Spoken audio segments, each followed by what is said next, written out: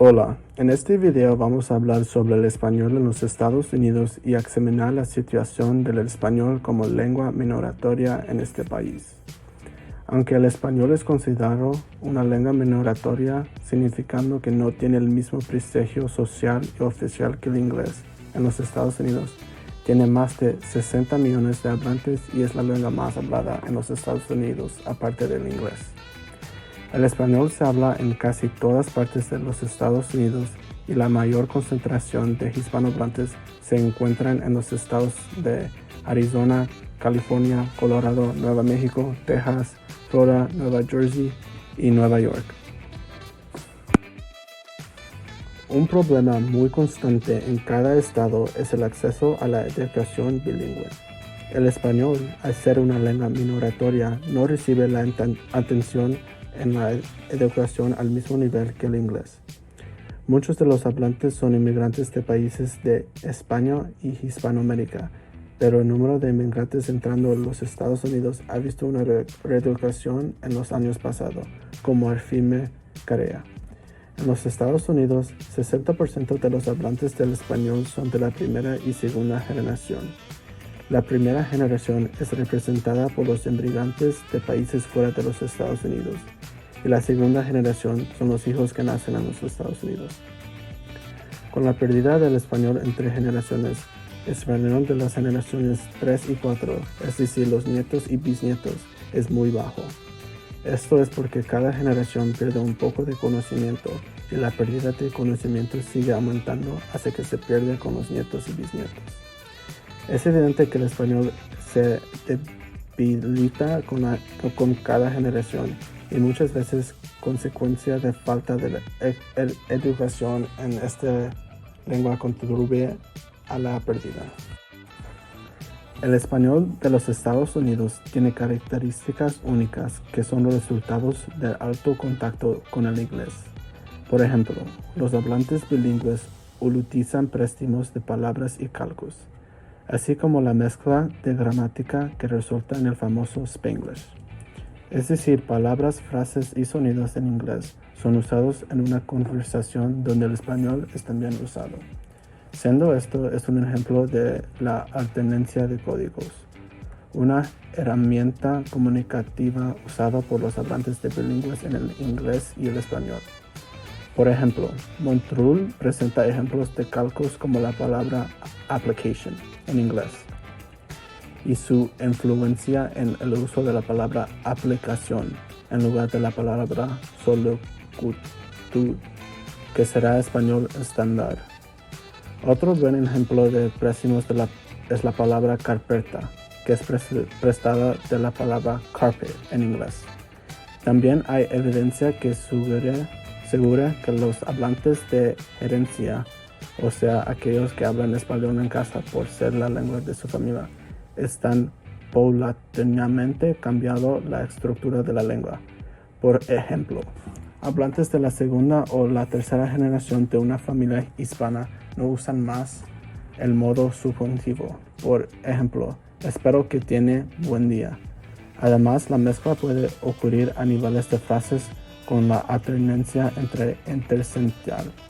La alternancia de códigos se refiere a cuando hay aspectos de las dos lenguas en una oración o una frase. Por ejemplo, puede pasar cuando alguien te pregunta algo en español y contestas en inglés, o medio en inglés y español, o viceversa. La alternancia intraoracional es cuando cambias de lengua dentro de la misma oración. La alternancia interoracional es cuando frases separadas de las dos lenguas se usan para responder. Se sabe que una manera de promover el mantenimiento de una lengua minoritaria como el español en los Estados Unidos es a través de las prácticas lingüísticas en casa y de la educación bilingüe. En los Estados Unidos, la educación bilingüe, en cuanto al acceso a la educación bilingüe en los Estados Unidos, la mayoría de los programas bilingües son escuelas privadas y no son muy accesibles, acelerando pérdida del español a través de las generaciones. Los programas bilingües son muy complicados porque hay bastante de lenguas y dialectos para enseñar. También en los Estados Unidos se está enfocado en enseñar el inglés a niños con proficiencia baja para poder decir que no están en riesgo de fracaso académico. Para los hablantes de español, la edad en la que comienza la escolarización es cuando comienzan a sufrir atrición en su lengua materna, ya que en las escuelas se enfatiza el uso del inglés y no se trabaja en el mantenimiento y desarrollo del español. Por ejemplo, explica que mientras que la primera generación tiene un conocimiento alto en español pero bajo en inglés, y las generaciones 3 y 4 tienen un conocimiento muy bajo o ningún conocimiento del español, pero un nivel muy alto en inglés. Es por eso que el mantenimiento del bilingüismo es fundamental. Ser bilingüe tiene numerosos beneficios cognitivos, académicos y personales. Para muchos individuos, ser bilingüe es importante para poder comunicarte con personas en su familia y su comunidad. Además, mantener la lengua materna fortalece la identidad y los lazos con la cultura. Es importante conocer los aspectos sociopolíticos del español en los Estados Unidos.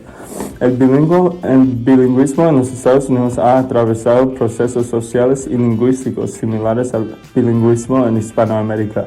La mayor diferencia entre el desarrollo bilingüe en los Estados Unidos opuesto a Hispanoamérica es que la lengua mayoritaria es el inglés. Es importante reconocer que los hispanos en los Estados Unidos experimentan un fenómeno particular que los otros países hispanos hablantes no enfrentan debido al inglés. Esto es el Spanglish, y es considerado una variedad lingüística de los Estados Unidos. El Spanglish es interesante porque la experiencia hispana en los Estados Unidos no es particular y el localismo tiene un impacto inmenso. Con cada generación, el español estadounidense evoluciona y ese fenómeno es amplificado cuando piensas en todos los dialectos del español que coexisten en este país, como el español mexicano, cubano, colombiano, puertorriqueño, etc. Si pensamos en la evolución potencial del Spanglish y consideramos como los hispanos que nacen en los Estados Unidos tienen dificultades aprendiendo el español de una manera correcta, ¿cuál es el futuro del español en los Estados Unidos? Pues no hay nada que alarmarse. El español seguirá evolucionando como lo hacen todas las lenguas a través del tiempo, quizá con una gramática simplificada, pero no con una riqueza léxica envidiable. Además, según algunas proyecciones, en 2050 los Estados Unidos se convertirá en la nación con más hispanohablantes del mundo. De acuerdo con datos proporcionados por el país, esta proyección arma un futuro donde hay posibilidades de un presidente hispano a comunidades que solo hablan Spanglish y mucho más. La evolución de la lengua gente hispana en los Estados Unidos últimamente abre la puerta para el crecimiento de la cultura hispano y estadounidense. El español en los Estados Unidos ha seguido una trayectoria diferente comparada a los otros países latinos debido al inglés, y continuará siendo así.